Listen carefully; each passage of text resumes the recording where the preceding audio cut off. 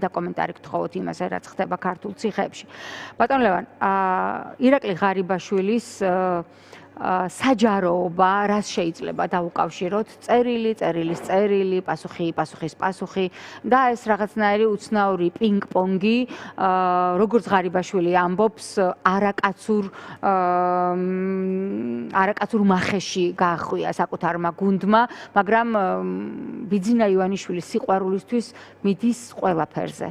ამ დროს კი მას ოჯახს უწიოკებენ, მამის დაჭერით ემუქრებიან და არსებობს ცნობები იმის შესახებ, რომ მის ოჯახშიც, მათ შორის კახეთშიც ჩატარდა ჩხრეკა.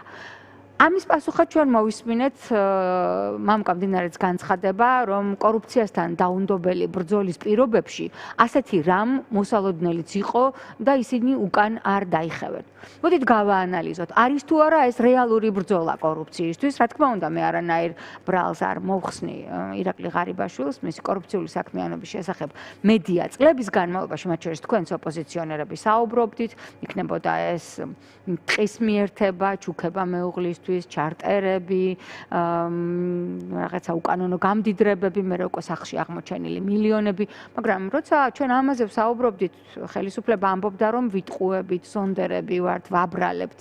ახლა ყველაფერს თავად აკეთებენ და უფრო უარესიც.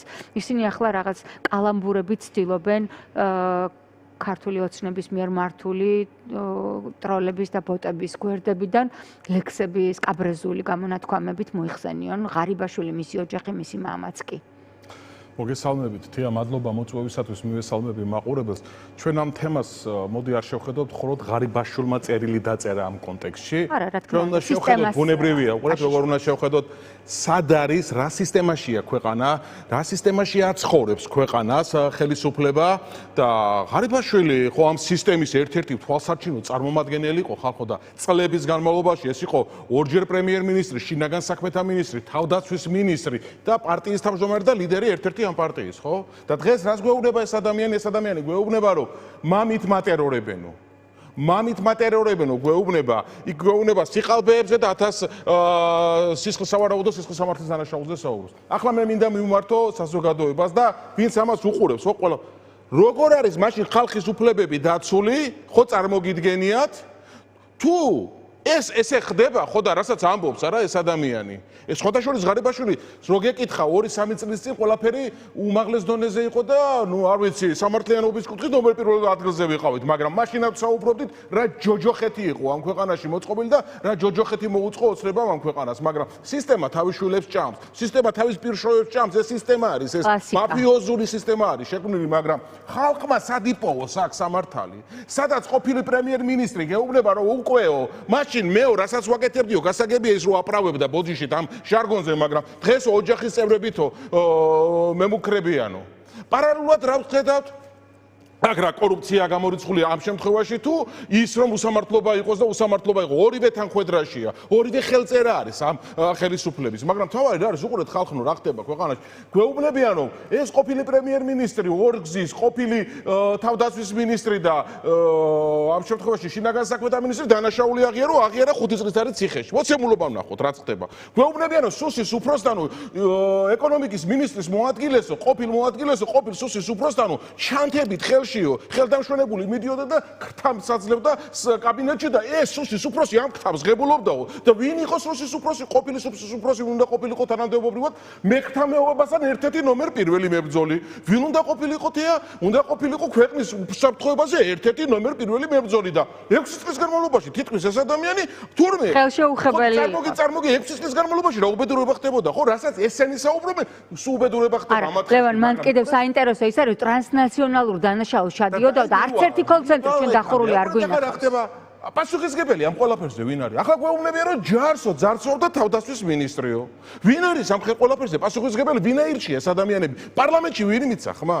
ვინ ჩვენ რომ საუბრობდით სავარაუდო კორუფციაზე, დანაშაულებზე და ასე შემდეგ გამოძიების დაწყებას პირადად მომითხოვია სხვა საკითხებზე და ჩვენ პარტიას მოუთხოვია ლელო ძლიერ საქართველოს. მაშინ საუბრობდნენ რომ ეს ტყუილია და პროვოკაციული არისო. ამაზე ვინ საუბრობდა? მინისტრები, მინისტრის მოადგილეები და ყველა დაკავებული. გამოდის რომ მექრთამეობაში და კორუფციაში ჩააღჭო ოცნებამ ეს ქვეყანა, ხო? ხო წარმოგიდგენიათ რა ჭაობი არის. პარალელურად რა ხდება ქვეყანაში? პარალელურად ხდება ის, თია რომ ქვეყნიდან ხალხი გარბის. ეს ხო ეს არის ამ შემთხვევაში. პარალელურად ხალხი ქვეყნიდან გარბის. პარალელურად ხდება რა 22000 ბოლო 5 წლის განმავლობაში 22717-მა ბავშვმა შეწყვიტა საქართველოში სწავლა. მშობლებმა შეაწყვეტინეს, მოკიდეს შვილებს ხელი და წაიყვანეს საზღვარგარეთ. მომავალმა 22727-მა მომავალმა დატოვა საქართველო. ხო წარმოგიდგენთ? პარალელურად ხდება ის რომ აი აგერ არის სტატისტიკა. ბოლო 5 წლის განმავლობაში სიკვდილიანობამ აჯობა შობადობას. რატომ ხდება? იმიტომ რომ ხალხი გარბის ქვეყნიდან, წავიდა იცლება საქართველო. აი ეს არის ეს მეორე რეალობა, უბედური რეალობა, რაც ჩვენ ქვეყანაში ხდება, ხო? ანუ სიკვდილი გაამეფეს თეა ქვეყანაში. აი ეს უმძიმე სიტუაცია. პარალელურად ხდება ის რომ აი მაგალითისათვის 2024 წლის აღწერა, ეს ოფიციალური მონაცემებია, საქართველოში სულ არის 3617 სოფელი. ახლა მიაღწიეთ ყურადღება. აქედან 200 სოფელი უკვე დაუსახლებელია. არც ერთ სოფელსა, რა ქვია, ერთი ადამიანი მუდმივად ცხოვრობს, 40 სოფელში. ხო წარმოგიდგენიათ? 2 მოსახლე ცხოვრობს 42 სოფელში. 3 მოსახლე 31 სოფელში. აი განადგურების პირასა უკვე ეს ყველაფერი მისულ. 278 სოფელში 10 ადამიანზე ნაკლები ცხოვრობს. აი ეს არის კატასტროფა, ეს არის ერისთვის გენოციდის მოწყობა, ესენი რასაც აკეთები. პარალელურად ხდებათ რომ მექნამეობაზე თეაფ საუბრობდით, ხო და ლარი და 70 მოღონ კვებითი წილი აქედან არის ძალიან ნაკლები. სადღაც ლარი და 20, ლარი და 30 თითოს ერთსულ ადამიანზე დედაქალაქში გამოყოფილია და ეუბნებიან რომ უფასო სასადილოში იკვებო. ეს არის ხალხო ნახევარი ხინკალად გაძეხითო, აი ჭამეთო, გადაიტანეთო, რაც გინდათ დაარქვით. რა ტერმინიც გინდათ გამოიყენეთ, ეუბნებიან ამ ადამიანებს. ნახევარი ხინკალი იკმარეთო. ამაშიც კი კორუფციაა. აქაც კი თაკი და სოციალურად დაუცველების სიის რა ეუბნებიან კალაძეს და მერიას და სხვას, ჩვენი პასუხისგებლობა არ არის. არა, ამათ პასუხისგებლობა არაფერი არ არის, კაცო, თურმე. ამათ პასუხისგებლობაში არაფერი არ შედის. ახლა მეორე საკითხი. ამათი ხელფასები რამდენია? 12, 14, 16000 ლარი. ხო წარმოგიდგენიათ სად არიან გასული პარლამენტის წევრების, მინისტრების, მინისტრის მოადგილეების, პრემიერ-მინისტრის და ასე შემდეგ და ასე შემდეგ. ამასობაში მოდი ვნახოთ. ომის მონაწილე სამშობლოში და ვეტერანს აქვს ჩვენ გმირებს. ვეტერნებს აქვს 100 ლარიანი დახმარება. აი ამასობაში რეალობაში რა ხდება კიდე. მეორე სამაჩაბლოდან დევნილებს შემწეობა და აფხაზეთიდან დევნილებს შემწეობა აქვს 45 ლარი ხალხნო. 45 ლარი. მეორე შემთხვევაში რა ხდება პენსიასთან დაკავშირებით? პენსია უმაღლესი პენსია არის 495 ლარი. ამათ კი აქვს 1000-ები და 10000-ები ადვილად ხელს ღილაკს მიაჭერენ და ადვილად იზრდიან ხელფასებს და პენსიებს. აი ეს მძიმე სიტუაციაა ქვეყანაში. აი ეს მოგვიტანა. აი მაგალითისათვის ყოველდღიურად ჩვენი პარტიის წევრები, ლიდერები დავდივართ სოფლებში, დავდივართ მოსახლეობასთან შეხვედრა გვაქვს. აი გუშინ მაგალითისათვის თაზო დათუნაშვილი, ლანა გალდავა, ჩვენი პარტიის ლიდერები წალკაში იყვნენ, სხვადასხვა რაიონებში იყვნენ და დავდივართ. უნდა ნახოთ ხალხო, რა უმძიმესი სიტუაცია. ხალხი საუბრობს უკვე რომ სახლი დაიკეტა, მეზობლის არ იქნება. ცოტა ხანში ვიტყვით რომ სოფლები დაიკეტაო. ესეთი უმძიმესი სიტუაცია. აი ეს ღარიბაშვილს მინდა დაუბრუნდეთ ისევ. რატომ დავასრულებ? აი ეს არის კატასტროფა. აი ეს სოფლების მაჩვენებელი კატასტროფა. აი ეს სტატისტიკა რომ სიკვდილიანობამ გაუსწრო, რატო ხდება? იმიტომ რომ წავიდა. კვალიფიციური მუშახელი ქვეყანაში არ არის გარბის. ეკონომიკური დოვლათის შემტანი ადამიანი რომელმაც უნდა შეიტანოს, აი აგერ არის მაგალითისათვის მაგალითი რომ ეკონომიკური დოვლათი ვინც უნდა შეიტანოს ამ შემთხვევაში ქვეყანაში და უნდა შექმნას ეკონომიკური დოვლათი, მათი წილი შემცირებულია. ადამიანები რომლებსაც შეუძლიათ და არიან აქტიური მოსახლეობა, დაახლოებით 7%-ით შემცირდა ბოლო წლების განმავლობაში, ბოლო 10 წლის განმავლობაში. ქვეყანა იცლება, მუშახელი გარბის, ადამიანებს დოვლათი რო შეუძლიათ შექმნან, ისინი წავიდნენ ამ ქვეყნიდან. ესენი გვეუბნებიან მშვიდობაო. ეს არის ხალხო მშვიდობა? ეს არის უბედურება. მშვიდობის სახელით შეფუთული უბედურება რაც მოუტანეს ქვეყანას. აუცილებლად სხვა მაგალითებზე ვისაუბროთ, ლევან და კორუფცია არაო გეტყვიან. აი ახლა გამომენ და გეტყვიან ქვეყანაში კორუფცია არაო. ისე მოიქცევიან თეა, უყურეთ, ისე მოიქცევიან. თითქოს ბოლო წელიწად ნახევარია, ხელით და 2 წელიწადია ხელისუფლებაში არიან. და გვეუბნებიან რომ ზოგი 10 წელი, 6 წელი, 7 წელი თუ 8 წელი რო იყვნენ ხელისუფლებაში თუ სხვადასხვა თანამდებობაზე, მათი ხელისუფლების, მათი პოლიტიკური გუნდის წარმომადგენლები პრობლემა თვითონ გვითხრეს, ქვეყანა გადახრესო. ოქროზოდები სახლიდან ამოუღეთო, გვეუბნებიან. და ამაზე პასუხისგებელი ვინაა?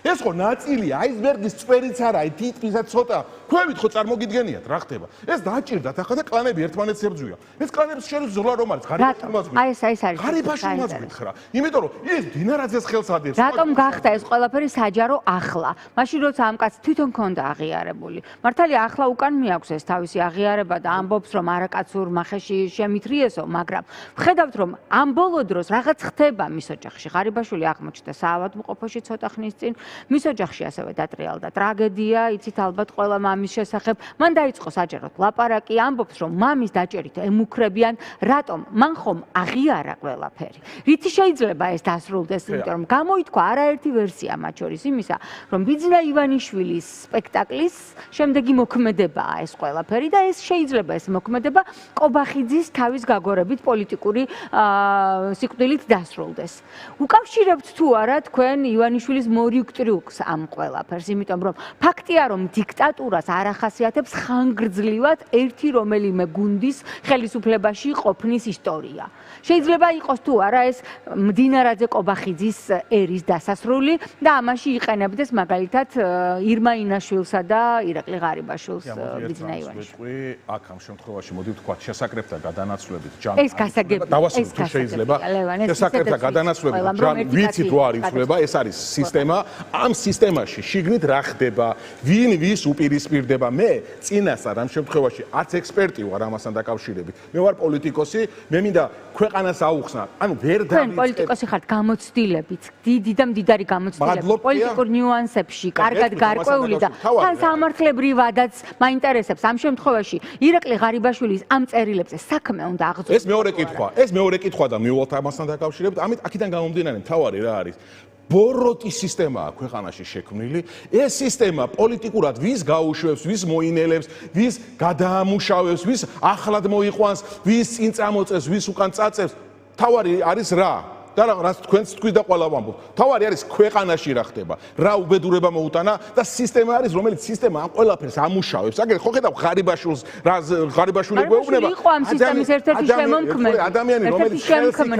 ადამიანი რომელიც ხელს იქნებდა თელს საზოგადოებას და ნუ რა ვიცი როგორი მუქარები და როგორი სიტუაცია მაგრამ ახლა უყურეთ რა ხდება თუ ვინმეს მიმართ აქ არ არის საუბარი იმას ცალკე დანაშაული თუ აქ ვისაც არ უნდა იყოს იმის მიმართ პასუხისმგებლობის საკითხი უნდა დადგეს და ეს ცალსახა საკითხია მაგრამ აქ თქვენ თუ მესაუბრებით რომ და საუბრობთ სამართლებრივად სუფთა სამართლებრივად ბუნებრივია ხა ღარიბაშვილმა რაც თქვა აქ მუქარასთან დაკავშირებით და იძულებასთან დაკავშირებით და ის კომპონენტები რაც ჩამოთვალა როგორც მინიმუმ გამოძიების დაწყების საფუძველია მაგრამ და მრავალი წერტილი უკვე უპასუხეს უკვე მონათლეს და უთხრეს რომ ეს არასწორია სისულელეს საუბრობო ისე როგორც თვითონ საუბრობდა როდესაც ხელისუფლებაში იყო სხვადასხვა სიტუაციაში სხვადასხვა საქმეებთან დაკავშირებით როდესაც სასამართლოს დატრიალდა ახლა მის შიდა მაფიოზური კლანური გარჩევებია ეს ხდება რა ვერ გაიყვეს რა ვერ გაარჩიეს არ ვიცი უყურეთ რა არის რა ვერ გაიყვეს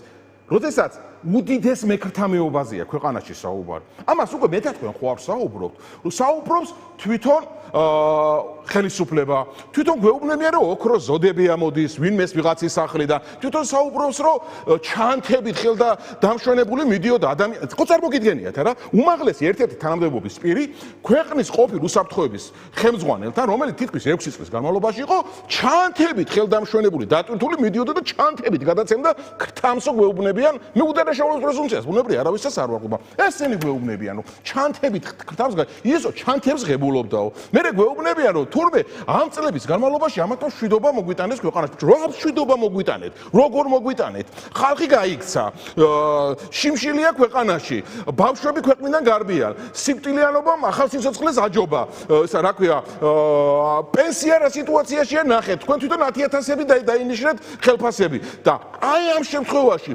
როგორ შეიძლება ვილაპარაკოთ რომ ესა რა ქვია ყველაფერი კარგად არის და ეს არის მშვიდობა ეს მოიტანეს ამათმა ეს არ არის მშვიდობა ეს არ არის მშვიდობა ხალხო ეს როგორ შეიძლება მშვიდობა იყოს ეს არის ქვეყნის წინააღმდეგ მიმართული დანაშაულები მაგრამ ამას ჭირდება გამოძიება და დარწმუნებული ვარ მოვა ერთ დროს დრო რომ ამ ყველაფერს საკუთარი თავისი სახელი დაერქმევა აი ეს არის უმთავრესი და უნდა დაერქვას ობიექტური და სამართლიანი სასამართლოს და გამოძიების პირობებში ბუნებრივია მე მინდა ასევე გკითხოთ, ის რომ ჩვენ უმძიმეს მდგომარეობაში ვართ, როგორც ამართლებრივად, ისე მორალურად ადამიანის უფლებრივი დაცვის თვალსაზრისით ეს ერთია, მაგრამ უსაფრთხოება, რომელზეც როგორც ქართული ოცნება ამბობს, თვითონ დგას, იმიტომ რომ ის არის ერთადერთი ხელისუფლება, რომლის დროსაც ომი არ დაწყებულა. ახლა თვითონ საუბრობენ გეორგიევსკის ტრაქტატზე, თვითონ გაუხსნეს კარი რუსებს და პარალელურად დაიწყეს რუსოფობიის დასაცავი კამპანია. ამას ეხმაურება მარია ზახაროვა მოსკოვიდან, რომელიც ვიცით, რომ ლავროვის უწყების, რუსეთის საგარეო უწყების მთავარი მოლაპარაკე თავი არის. მართალია დღეს საქართველოს პარლამენტში დე-ფაქტო დეპუტატებმა უთხრეს, რომ არ ვიცით ვინ არის ზახაროვა, მაგრამ ჩვენ ხომ კარგად ვიცით, რომ აი ეს თანხwebdriver ზახაროვა რუსოფობიას რომ იცავს საქართველოში და კობახიძეც ზახაროვას მსგავსად რუსოფობიას რომ იცავს ჩვენგან. ერთმანეთს რომ ეთხოვა, ამიტომ მოუნდათ ზახაროვას იგნორირება. რას ნიშნავს ეს ყველაფერი? უსაფრთხოება რა მდგომარეობაშია, როცა 20,000 რუსი შემოდის ერთ დღეში ქვეყანაში. როცა უკვე სუსმეც კი აღიარა, რომ სწორედ ლარსის საბაჟო გამშვები პუნქტიდან შემოდის მკვლელი ნარკოტიკები ქვეყანაში. და ცოტა ხნის წინ გავიგეთ ინფორმაცია ამის შესახებ. ძალიან ისეთი თემაა, რასაც ახლა ბოლოს შეეხეთ ამ ნარკოტიკებთან დაკავშირებით, არ შემიძლია ამასთან დაკავშირებითაც არ გავაკეთო კომენტარი. პირველ რიგში თეა, რასაც თქვენ საუბრობთ, ხო თქვენ ძალიან გამოცდილი ჟურნალისტი ხართ, რასაც აშუქებთ, ანალიზს უკეთებთ და თეა, რამდენჯერ გინახავთ, რომ მარტივად თქვა, რამდენჯერ გვინახავს და რამდენჯერ ყოფილა ბოლო წლების განმავლობაში განსაკუთრებით, რომ თანხwebdriverში ყოფილიყოს რუსეთის ხელისუფლების და ქართული ხელისუფლების, ქართული ოცნების და საქართველოს ხელისუფლების განცხადებები თანხwebdriverში და რამდენჯერ ყოფილა ნათქვამი, რომ ის რას ამბობს ჩვენაშუაშია, ჩვენსაც ვლაპარაკობ და ასე შემდეგ. საბოლოოდ ხო ესენი იმართებიან ჩვეულებრივად, ესენი არის რუსული კურსის გამტარებელი. მამათი მიმართულება ეს არის, ამათ საუბრობთ დიდი ხანია. საქართველოში არანაირი ფობიები არ არსებობს, მაგრამ ამაზე საუბრის დაწყებაც კი, ამასთან დაკავშირებით, ვის ინტერესებში შედის ხალხო? ვის ინტერესებში შედის? შედის თუ არა რუსეთის ინტერესებში, ასხამს თუ არა რუსულ წისქვილზე ეს ყველაფერი წყალს. აი ამაზე არის საუბარი. არანაირად ფობია ქართველებს არა აქვს და არც ქონია და არც ექნება და მიმღებლობა რომ აქვს საქართველოს და ქართველ ხალხს, ისეთი უნდა ერების მიმართ და ტოლერანტობა. ამას ჩვენ ვერავინ რო გასწავლეს და ახლა არ წავიდეთ, თუ უნდა წავიდეთ საუკუნეების წინ, როგორ იყო და რანაირად იყო, რომ ერთ ტერიტორიაზე და ერთ მონაკვეთზე ეკლესიაც იყო, სინაგოგაც იყოს და არის ახლაც და იქნება მუდამ და ამ შემთხვევაში მეჩეთიც არის, ხო? ამასთან დაკავშირებით ამაზე საუბარი, ეს არის ხელოვნური თემა. მეორე საკითხი არის და მეორე არის მთავარი, აი ნარკოტიკების თემა. მე არ ვიცი. პირდაპირ გეტყვით, საიდან როგორ რანაირად შემოდის თუ რა არის, მაგრამ ერთი ვიცითია, რომ ჩვენი ახალგაზრდების გენოციდია ეს და მეტი არაფერი. გენოციდია ეს და მეტი არაფერი. ამას ჭირდება კომპლექსური ზომები ხალხო. ამას ჭირდება დაუნდობელი ბრძოლა გამსაღებლებთან, დამამზადებლებთან, თუ ვინც ჯანდაბა არიან იმათთან ყველასთან, ვინც აი ამ არ ვიცი, მკვლელობას ამზადებს. ეს არის მკვლელობის დამზადება და მკვლელობის გასაღება. მეორე საკითხია ავადმყოფები, დამოკიდებულები, ნარკოდამოკიდებულებები, ხო? ამასთან დაკავშირებით, ვის ნარკოტიკებზე დამოკიდებულია, ბუნებრივია, იმას ჭირდება მკურნალობა. იმას მკურნალობა ჭირდება, იმას კომპლექსური მიდგომა ჭირდება, რომ არ იყოს მსგავსი სიტუაცია. ამას ჭირდება სკოლებში საგანმანათლებლო. იმდენად დიდი თემაა. დიდი თემაა და დავასრულებ. არ მინდა შევიდეთ. არა, დავასრულებ, რომ მტკივნეულია ეს თემა. ძვირაცეცხლის წერილს აუცილებლად ერთი წუთი და მტკივნეულია. ამას ჭირდება საგანმანათლებლო საქმიანობა, კომპლექსური მიდგომა ჭირდება. ექსპერტები ბავშვებთან მოზარდობიდან, პატარაობიდან უნდა საუბრობდნენ ამასთან დაკავშირებით, რომ ხალხი წავიდა 22,727 ბავშვი ქვეყანა დატოვა. აქ ვინც არის დარჩენილი ამათთან დაკავშირებითაც თუ ზედმეტად ყურადღებიანი არ ვიქენი და არ მოუხდით უბედურება ხდება. 22,700-მა ბავშვმა თავისი ოჯახებით, ხო, ბავშვი არ არის. ბუნებრივია მარტო ხო არ წავა ბავშვი. ბავშვები არიან, ხო? აიყარნენ და გადავიდნენ საქართველოსდან საცხოვრებლად. მიატოვეს სკოლა, მიატოვეს ყველაფერი და ოჯახებმა დაცალეს თავისი ადგილსამყოფელი. სამაგიეროდ რუსები εν რაოდენობით შემოდის საქართველოში, გაათანაბრეს თითქმის მალე გაგვისწრებენ ალბათ იმდენი. ზვიათთან დაკავშირებით. ქალაქები აქვთ მიტაცებული, ბიზნესები აქვთ უკვე აქ გაკეთებული, ცხოვრობენ ბედნიერად და პარალელურად პროვოკაციებსაც არ გვაკლებენ, ხო? ზვიათთან დაკავშირებით მკითხე და აუცილებლად უნდა გავაკეთო განცხადება და კომენტარი ამასთან დაკავშირებით. ზვიათ ცეცხლაძის მიერ გაკეთებული განცხადება შეიცავს დანაშაულის ნიშნებს იქ მიმდინარე სიტუაციასთან დაკავშირებით, რასაც ზვიათ ცეცხლაძე აღწერს და ამ შემთხვევაში უნდა დაიწყოს ფიქრობ გამოძიება. ეს არის ჩემი ამ შემთხვევაში პირველი შეფასება ამასთან დაკავშირებით. მეორე და მთავარი, სასწრაფოდ სახალხო დამცველმა, რომელსაც შეუზღუდავი უფლება აქვს მოინახულოს, მონიტორინგი გააკეთოს, შეამოწმოს დაწესებულება, მსგავსი რამ აუცილებლად უნდა გააკეთეს. და თავარი რა არის? მე არ მისმენია სიმართლე გითხრა, პენიტენციარული დაწესებულება თუ დეპარტამენტმა განცხადება გააკეთა. არის ყოველი განცხადება? ხო, არის, განცხადება გააკეთა. ცრუობს ყველაფერზე შეიძლება ითქვას. ახლა მარტივი არის. ზვიათ ცეცხლაძე აღწერს, რომ 4 კაციან კამერაშიო, ზედმეტობით ავართო და ზედმეტობით ვიყავით.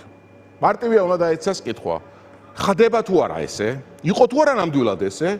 და თუ ეს ასეა, რატომ რისთვის შეყავთ 4 კაციან კამერაში, სადაც 4 კაცია მოთავსებული ზედმეტ. ციხეები აქ 4-იანში იყვნენ 5-ნი, აქამდეც, ახლაც 5-ნი არიან, შეიყვანეს მე-6-ე. მაგას ვთქვი, ციხეები კამერის ნაცვლად საავადმყოფოში გადასაყვანია. მაგაზია საუბარი, ციხეებია გადაჭედილი? ხალხი არ ეტევა? ამაზეა საუბარი. არა ადამიანური და არა სათანადო მოპყრობა და თუნდაც წამებასთან გათანაბრებული, რაც უკვე ეგ ზუსტი შეფასებების შემდეგ უნდა მიეცეს ყველაფერს, როდესაც ობიექტური საერთო გამოძიება ჩატარდება, მარტო ის არ არის, რომ ადამიანს ურტყა ამ შემთხვევაში. ეს არის მოპყრობა და მოპყრობით ქმედება. თუ რაში გამოიხატება. აქ ამასთან დაკავშირებით აუცილებელია ყოველ მიზეზს გარეშე სახალხო დამცველმა უნდა შევიდეს, უნდა ჩაატაროს მონიტორინგი, უნდა თქვას, რა მდგომარეობაშია ის მძიმე ჯანმრთელობის მდგომარეობის ქვეშ ყოფილი. მძიმე ჯანმრთელობის მდგომარეობა, იმიტომ არის, რომ მას დამოუკიდებლად იმ წერილში აღწერილი და აქ არ მოყვები დეტალურად და ყველამ კარგად ვნახავთ, ხო? ახლა ქმედებების განხორციელება არ შეუძლია. ესე იგი ამ ადამიანს რამ ძიმე მდგომარეობაში ამყოფებენ თუ ეს ასეა, ხო? უნდა თქვა სახალხო დამცველმა, არის თუ არა ეს ადამიანი ესე მდგომარეობაში, თუ არის, რატო იქნა შესახლებული ამ კამერაში, სადაც სპეციალური საჭიროებები ამ შემთხვევაში მისი არ იყო გათვალისწინებული, რა სიხშირით შედიოდა ექიმი, რა სიხშირით შექონდა სპეციალური ამ შემთხვევაში გადასაადგილებელი თუ საჭირო ნივთები და შესაბამისი აღჭურვილობა, ამ ყველაფერთან დაკავშირებით კამერები არსებობს ბოლო-ბოლო. კამერების ჩანაწერის ამოღებას ყველაფერი უნდა ინახოს. ყველაფერი უნდა ინახოს. ნახეთ სანამდე მივედით. თუ საუბრობთ და ვიცით ყველამ რა სიტუაცია იყო, ხო? ციხეებში წინა ხელისუფლების დროს. მაშინაც ადვოკატი ვიყავი და მაშინ ერთ-ერთი პირველი ვიყავით თუ ყველა ერთად ვინც ვიყავით და ვინც ვიბრძოდით ვაპროტესტებდით იმ უბედურებას მაშინ რაც ხდებოდა, ხო? აქ რა ხდება იცი? ვინც მაშინ პარლამენტმა თეა ასობით თუ აზე მეტი პოლიტპატიმარი აღიარა თუ არ ვცდები.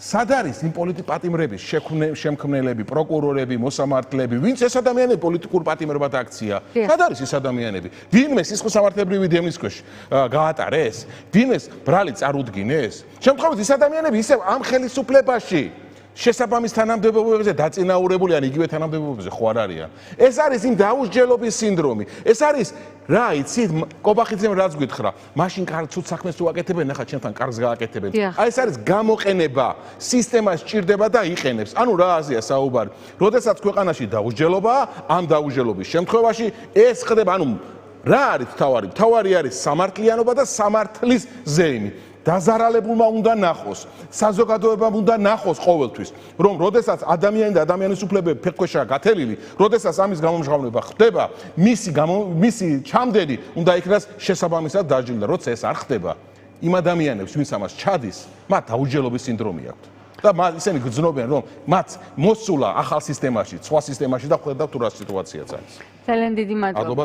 ბატონ ლევან, ძალიან საინტერესოა. თქვენ თვითონ თქვენს დასაცავ პირებს თუ ისევ საადვოკატო პრაქტიკაში ხართ, თუ გქონიათ აქტიურად არა მაქვს ესეთი ამ შემთხვევაში ხშირი საადვოკატო პრაქტიკა, მაგრამ ნუ ზოგადად რო რაზეც არის საუბარი, პირველ რიგში ამ შემთხვევაში აქ მარტივი ტესტი არის და დავასრულებ თქვენ ძვირფას დროს თიც არ წავიღებს, ახალგო დამცველმა უნდა გვითხრას და უნდა მას შეუძლია ნახოს ჩანაწერები, უნდა გითხრას 6 კაციან კამერაში, 4 კაციანში 6 კაცი იყო თუ არა, ეს ადამიანი იყო თუ არა სპეციალური საჭიროებების ამ შემთხვევაში